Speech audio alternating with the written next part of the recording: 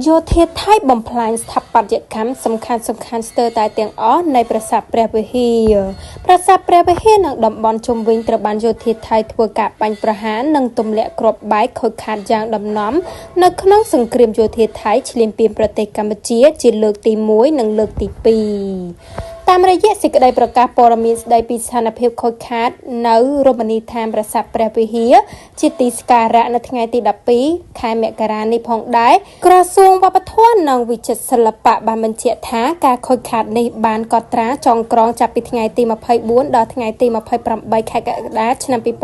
2025រួមទាំងការខូចខាតអង្គប្រាសាទព្រះវិហារចំនួន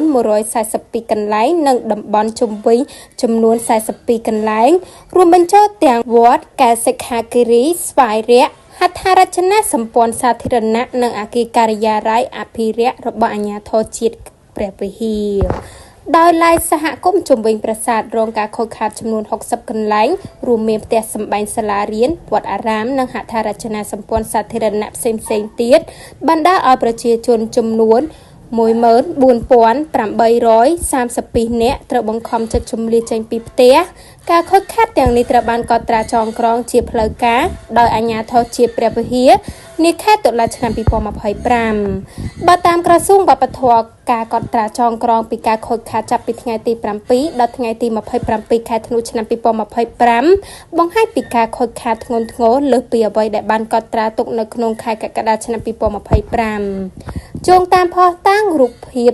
និងរូបថតនិងវីដេអូដែលបានប្រមូលបានដោយអាជ្ញាធរជាតិព្រះវិហារក្នុងកំឡុងពេលបេសកកម្មចងក្រងឯកសារនាថ្ងៃទី28ខែធ្នូឆ្នាំ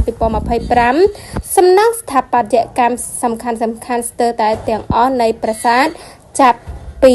គោបុរៈទី1ដល់គោបុរៈទី5រួមទាំងស្ពានហោតភ្ជាប់ទាំងអស់និងជណ្ដើរបុរាណខាងជើងបានទទួលរងការផលប៉ះពាល់យ៉ាងធ្ងន់ធ្ងរ